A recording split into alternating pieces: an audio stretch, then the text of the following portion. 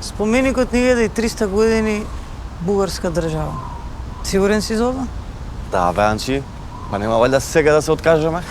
И место содржи толку историја. Сигурно ќе најдеме нешто.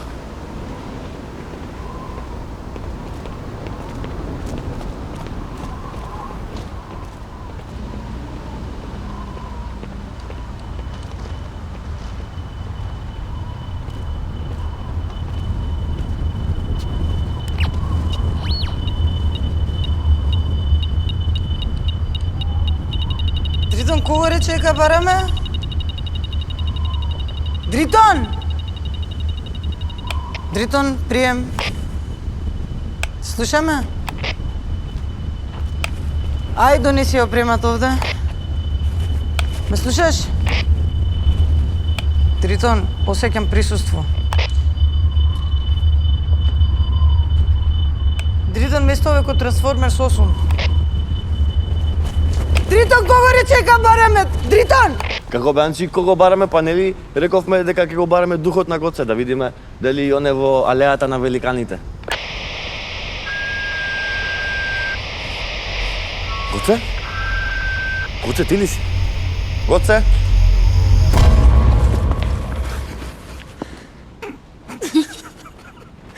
За потекчињава планираше да не браниш од паранормални активности.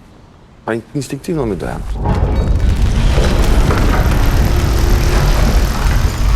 Какво барате овде, неписмени едни? Дритон, Няма мрдање од тук, докато не ги провериме вашите исторически познавања. Квиз? Зависи. А од што зависи, тиктокеру? Па, од темата. Први вопрос. Кажи кој ти е класниот непријател. Под А, работниците, под Б, селаните, под С, империалистите. империалистите. Од кај го знаеш? Ја читам за разлика од тебе. Како можеш? Шо? Втори вопрос. Како гласи паролата? Работници од целиот свет. А. Збогатете се. Б. Обединете се. С. Образувајте се. Збогатата се.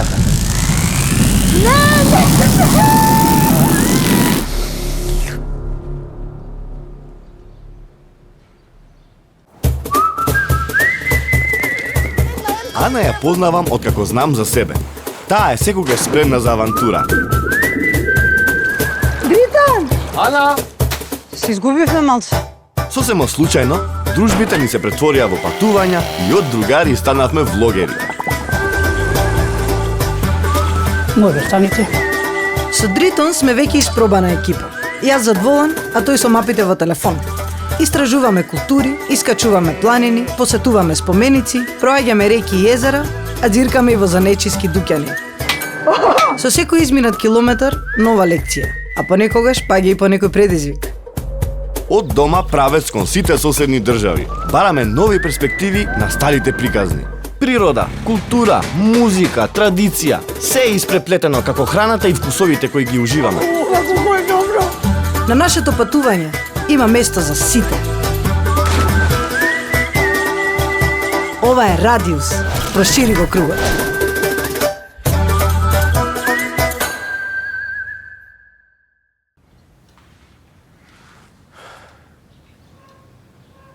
Ти пак спиеше на кауч, а? Ланчи, не знаеш каков сон сонував.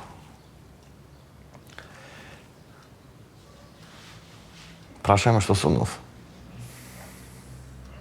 Каков сон сонуваше Дритон? Ќе ти не прашувај. Ја и ти се наоѓавме пред некој споменик, огромен споменик, и после зборевме нешто со тој споменикот. И мене ме сеќаше, што зборувавме? Па да зборувавме со некој бруталистички ентитет, да бидам попрецизен. Ма каков бруталистички ентитет? Абе, кој е од епизодата од со социјализмот? Кој е, Ниш? Не. Од Крагуевац? Не. Е што, во Велес? Не беше ни Србија, ни овде, кај нас не беше, не знам, прв пат гледам таков споменик, научувам. Та не Бугарија? Во Бугарија? Па не знаев дека и во Бугарија има социјализам.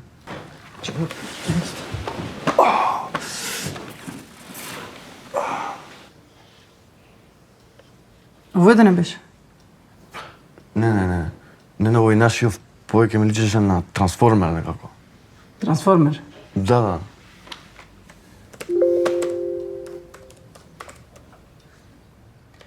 Па, другар Дритон,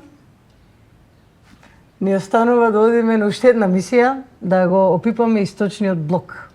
Хајде всички хора, събудете се, станувајте, вдигнете главете си, ходиме в Бугарија. Ходиме. Ще ходиме ли? Еми какво? Да трагаме по бруталистички споменици, на Дритон и мене не ни е прв пат. За тие што ја пропуштиле епизодата кога ги истражувавме спомениците од бивша Југославија, можете да ја најдете во плейлистата од претходната сезона на нашиот канал. Денес одиме во соседна Бугарија, каде што владеела една малку поинаква верзија на стариот систем, различна од југословенската варијанта што сите ја знаеме. Велат дека таму било по-руски и дека спроведувањето на системот во Бугарија било ептен строго, можеби и построго од она во самата Русија. Застанавме на пауза пред бугарската граница, во Крива Паланка, каде што веднаш не пречекаа блоковите направени во познатиот социјалистички стил. Дознавме дека градот доживеал урбанистичко прерадување во овој период. Се изградила библиотека, дом на културата, се граделе школи, фабрики и рудници. Волче, Ајде. ово овде се зградите. Инаку плюс договоривме тест возња со нивното национално возило, кое што не е Фичо, не е ни Москвич, туку е Трабант. Така? Така. Патот Бугарија-Македонија се уште изгледа несредено.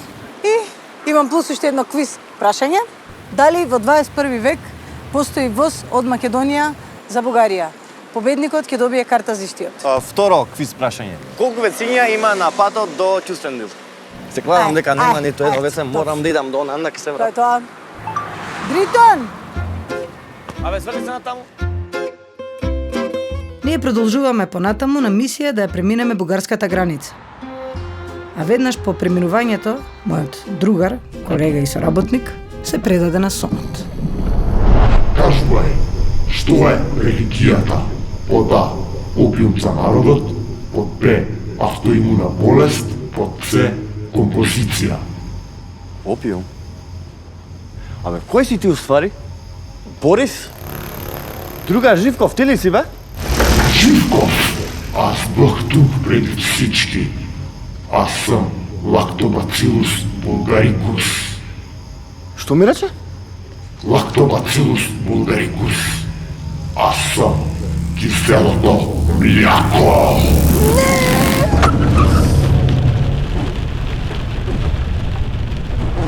Како возиме, Ана? Страхотно. Ти спиеш од преска, ја возам сама. Слушај, предизвик за следна сезона да си земеш возачка дозвола, може? Добро бе, ќе земам. Ај.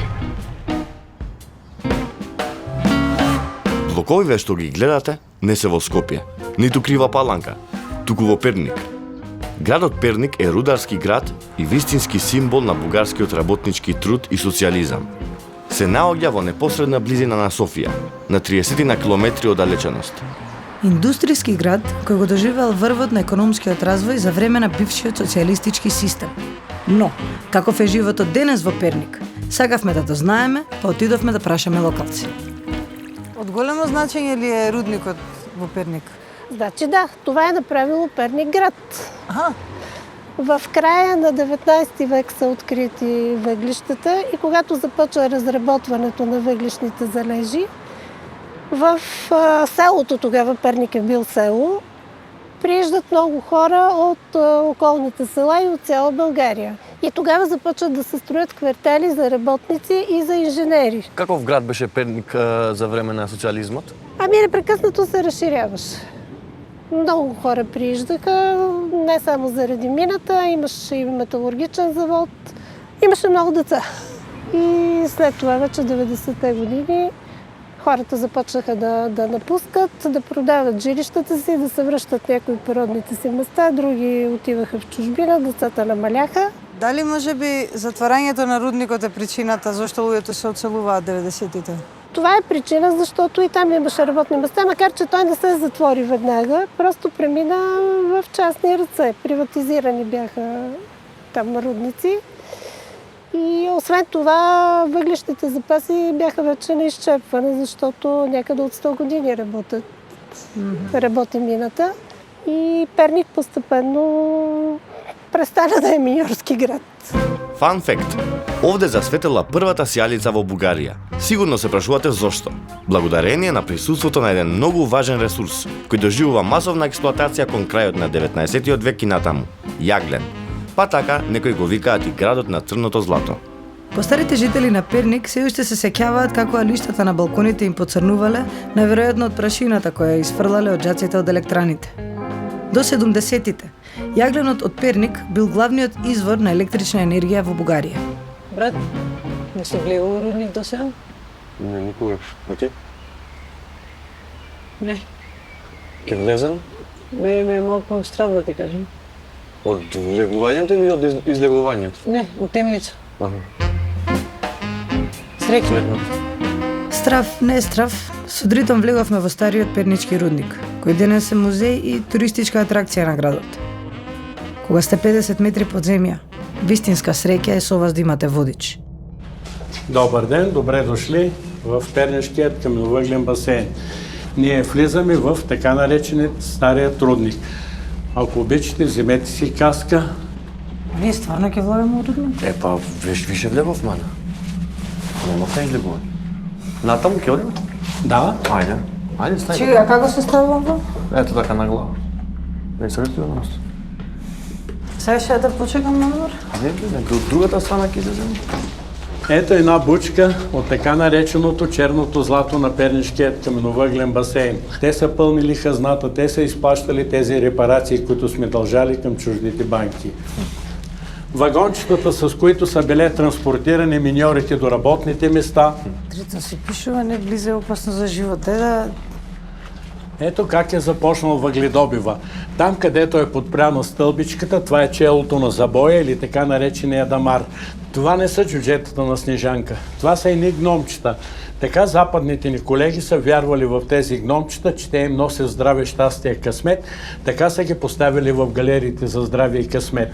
Дритон, Чекай да не видам. влизай се, ти Гномчињата пишува да опасно за живота, не ли читаш?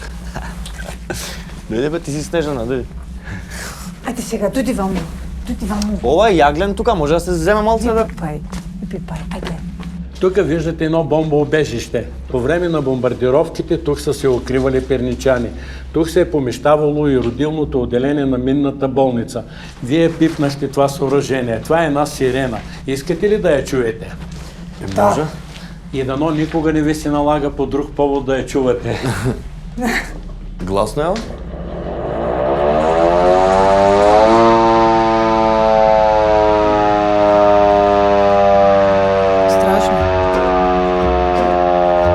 Извинете, оно пиленце? Да, това е едно канарче. Така миньорите на времето са влизали с канарче. Ако се появи този газ, канарчето започва да нервничи, да пърха с крилца, да се бие в кафечето. По това миньорите разбират, че галерията се обгазява, грабват кафечето и бегом навънка да спасат пирошинката, най-вече да спасят собствената си кожа. Преди да дойде всичката тази техника, под земята в мини Перник са работили някъде от порядъка на 150-200 кончета. Те са теглили по 4 ето такива дървени вагончета. Имало е един-два пъти внезапно нахлуване на такива подземни води. С гордост мога да кажа, в мини Перник нямаме удавено конче. Удавени миньори има, удавено конче няма. Всеки миньор, не здрасти, мило, ръката. Всеки миньор е тичал, хващал звездите по конче и го е извеждал на по-високо място, на безопасно място. Що е това? Това е един теодолит, с който маршайдерите са давали направление на изработката. Кай трябва да гледам? Уоу. Да. Што гледаш? Гледам излез от тунелов. Сега што гледаш? Сега гледам, некој би го затвара тој излез. Еј, се затвори излезот. Еј, се заглавивме обрана. Од Перник тргнавме кон главниот град, на патување кое траеше околу половина час. Слушнавме дека во Софија може да се најдат најважните обележја од комунистичката историја на Народна република Бугарија. Во Софија не чека и едно не толку монументално колку што е функционално обележје на источниот блок. Се работи за легендарниот автомобил Трабант. Трабантот одигра и една главна улога во документарниот филм Колите со кој влеговме во капитализмот. Денес ќе се сретнеме со филмекерите, а се надевам и со Трабантот. Па, ајде, добар ден. Добар ден. Јас сум Ана. Георгис. Драго ми е. Георгис. Сакам да прашам, од каде е инспирацијата за филмот и која е вашата лична приказна со оваа тема? Сега ние с този и с предишния си филм Дворци на народа в общи линии се занимаваме с това да изследваме какви следи или какви щети е нанесъл социализма и какво е останало като белези от него. Така че се занимаваме с такова изследване. За този филм колите просто са чудесна темичка, малка закачка, от която да тръгнеш много повече да разсъждаваш какво оставил социализма в главите на хората. Защо им се е загнездило така тая любов към соцавтомобилите и защо искат някои да се върнат във време, което всъщност беше доста гадно. А що разкажувате во филмот? Филмът се казва "Колите, с които нахлухме в капитализма" и наистина се занимаваме да разкажем за това безумие, какво е било, как да имаш автомобил, да се возиш с него, но също така как в крайна сметка, буквално и физически, с тези автомобили 1989 година много хора от соцлагера прекусиха границите, за да отидат в западна държава и буквално да влезем в ерата на капитализма. Што значи дека оваа кола баш била возлива, можело да се оди со неа доста километри да се пројдат. Тази кола, която сте довели тук, е пример за кола за по-бедните хора в социализма. Ладите и жигулите, шкодите за малко по-заможните хора. Но така или иначе, всеки се е надявал да се здобие с автомобил рано или късно и по този начин да достигне някаква форма на свобода. Свобода на придвижване. Имаше слобода да се одбере боја, например, на колата или само една боја имала? Когато искаш да си избереш боя, чакаш по-дълго. Това беше закон.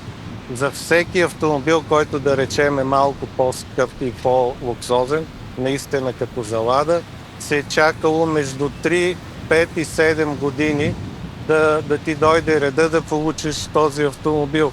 А што значеше да имаш автомобил во социалистичка Бугарија? Да имаш автомобил в семейство беше нещо много голямо.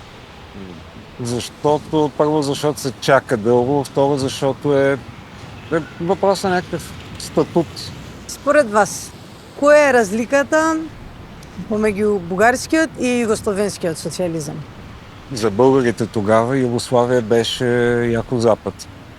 И всъщност много хора тук по западните части на България гледаха югославска телевизия, слушаха югославско радио и това беше за много хора единственият начин да чуят западна музика. Да прашам, може едно крупче да свъртам со Трабантот? Може. Особено ако може да го запалите и да го карате. Защо? Има посебен начин на палење? Специфични са ръчните скорости, как се включват, те са горе на волана. Леле. И се изисква добра физическа кондиция. Ова возење на Трабант ми мириса на предизвик. Сакаш да возиш? Ајде да пробам. Ова нема врска со нормална кола. Испробувањето на Трабантот беше, да речеме, уникатно искуство. Присачи има ова? Аха, еве ги. А менјачот кај е? Изгледа е ова. Добро. Може автомат. Ајде палиме? Ајде пробам. Че, ова е кумплук. Сигурно. И се што е проблем?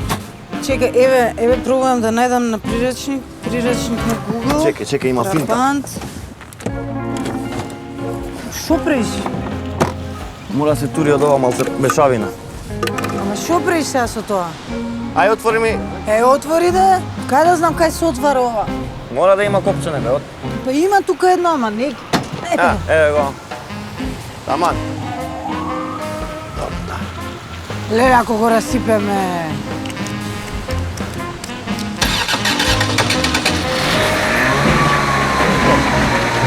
Ајде, Вај.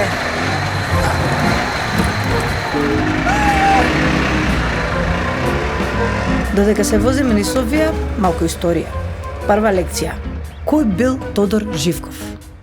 Тодор Живков бил лидерот на Народна република Бугарија цели 35 години.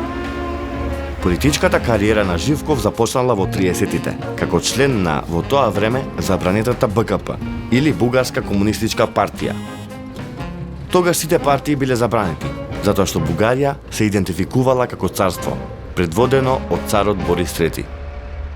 Fast forward до 1944 кога среќата на БКП и Тодор Живков се менува. Една година пред крајот на Втората светска војна, советската армија влегува во царството и ја презема власта. Со тоа Бугарија ја менува и страната во војната. Од Оската преминува кај сојузниците и објавува војна на Германија. Овој историски момент во Софија е обележен со споменик. Ово е тој паметник на советската армија. Го мислиш што ќе го мислам и ја, нели? Еј, тебе се јада? Не, туку дека ваков тип на споменици со војски во акција се прават само во земји со комунистичко минато. На споменикот пред 10 години почнаа да му се случуваат мистериозни промени. Преку ноќ советските војници се трансформираа во суперхерои. Од тогаш споменикот стана платно за бугарските улични уметници кои и повеќе пати му даваа нов контекст на споменикот. И не случајно, обратен од неговото првобито значење. Наместо спомен на ослободителите, споменикот станува паметник на жртвите на големиот брат, Советскиот сојуз. Инаку ова е најконтраверзниот споменик во Софија. Едни го шкртаат, други го чистат. Сега излеа се на ред. Чистачите. Ај. Имавме честа да поразговараме со Бенкси од Бугарија, како што популарно ги нарекуваат сите анонимни членови на активистичко-уметничката група Destructive Creation. Овој паметник самиот по себе представува линија на фронт. Така, едни луѓе го цртаат, другите го бришат. Въобще в България сме много разделени и начинът, по който изобщо комуникираме, не е дебат, не е дискусия, е само спор, в който никой не отстъпва от своята позиция. В спора тук имаме една страна, която иска да бъде махнат този паметник и друга, която иска да бъде запазен. Страната, която иска паметника да бъде махнат, стъпва на това, че Съветския съюз, комунистите, комунистическия период и строй в България са донесли много вреда, много щети, много лични, виновни са за много лични трагедии. От друга страна са другата група хора, които вярват в комунизма, по-скоро симпатизират на Русия и тази симпатия е до голяма степен сляпа, защото не стъпва на някакви факти и конкретни неща, по-скоро е някаква емоционална носталгия, свързана с начина, по който учим историята си в училище, например. И е такъв тип неща. Защо баш овој споменик го одбравте да цртање? Това, което направихме, беше да изрисуваме съветските войници като американски комикс герои. Това са героите, с които ние сме израснали. А съветските войници са героите, с които са израснали нашите родители. И в двата случая, като деца, ние сме израствали с чужди герои. И како реагираат луѓето на вашите дела, кога ги видат овде? Реакцията беше много положителна на хората. Хората седяха пред паметника, изрисуван, и просто го гледаха и го снимаха се с него. Това беше много яко. Това беше реакция към, която показва, че това е истинско произведение на изкуството. Кои други паметници биле допрени од вашата уметничка рака? Ами и в Пловдив, във Варна, паметници на Съветската армия в тези градове. В други градове сме правили други неща, но не са свързани с съветските паметници. Вакви споменици, тоест паметници, кои го слават комунистичкото минато на Бугарија, имало поставено на секаде низ државата. Во Софија има и музеј за нив, кој се наоѓа во населбата Црвена звезда. Па јас и Ана се упативме натака. Кој знае, може би таму се крие споменикот од мојот сон. Имам нека интуиција дека овде ќе ги добиеме одговорите на сите прашања. Го сонував некако место. Овде. Овде. Баш овде. Баш овде. И како е мистенцево, што е ова? Прибежиште за заборавени споменици од времето на социјализмот. Музејот на социјалистичкото искуство на 7.500 метри квадратни има поставено околу 100 споменици, меѓу кои на Ленин, Сталин и лидерот Тодор Живков. каде се наоѓале овие споменици пред да бидат тука поставени? Тези паметници, разбира се, са били ситуирани в общественото пространство, в паркове, площади, някои от тях са били в дворовете на държавни предприятия, заводи и така нататък, но основната част са от колекцията на Националната галерия. А какво значение имат овие споменици за бугарскиот народ? Въпросът може да се тълкува по два начина. Тогава какво значение са имали и сега какво е значение. Значи трябва да отговоря на двата, предполагам. Може да. Ако може. Тогава, през онази епоха, изкуството в България беше доминирано от идеологията на Комунистическата партия. България веднага след Втората световна война попада в сферата на влияние на Съветския съюз и е наложен по съветски модел един тоталитарен режим. Така че изкуството тогава не е имало шанса да остане извън тези граници. То трябва да пропагандира идеите и доктрините на социалистическата система. Това е официалното лице на българската култура. Те са повсеместно навсякъде. Те са в обществените пространства, те са в музеите, в галериите, в учебниците на учениците, на стените, в кабинетите. Така че това е просто част от визуалната среда на българите тогава. А що се отнася до сегашно време, сами виждате, че те вече са в една друга културна и социална ситуация. Ситуацията на музея. Този музей, в който се намираме, затова е до голяма степен уникален, защото той съчетава в себе си един исторически музей и една художествена галерия. И мисля, че никъде в Европа нямаме точно това съчетание между тези две неща. Българското общество 30 и няколко години след падането на социалистическия режим все още е разделено. Има хора, които все още поддържат онази система. Да, има хора, които я отричат като престъпна, като система, която потъпва човешките права и свободи. И отношението към музея в този смисъл не е еднозначно. Постои ли некаков споменик од брутализмот? Ја често сонувам некој голем споменик со агли, со луѓе. И именно този паметник, за който вие говорите, е един от най-големите монументи, които се създават по това време. Той се намира близо до град Шумен. Супер. Ајде, а на одиме? Да одиме во Шумен да го видиме споменикот. Озбилен си? Да. Да одиме во Шумен. Ти знаеш кај се наоѓа Шумен? Што има врска, Ана? Ти нели си по авантурите? Ајде. Нема шанси. Немате некоја реплика на споменикот да го Не, нема реплика. Што ќе ти е мала, ќе го видим оригиналот. Ајде, ја го сонува да видиш колку е јако би требало да изгледа. Не ти одам во Шумен. Ајде. Не одам во Шумен. Шанса. На Ана и требаше малку убедување за да ја продолжиме потрагата по мојот сон. Јас, како мајстор во преговорите, искористив еден таен бугарски рецепт. Добро писало мислиш. За тие што не знаете, Lactobacillus bulgaricus е името на бактеријата од која се прави киселото млеко. А ние продолжуваме со бруталистичката авантура во следната епизода, кога конечно ми се исполни сонот.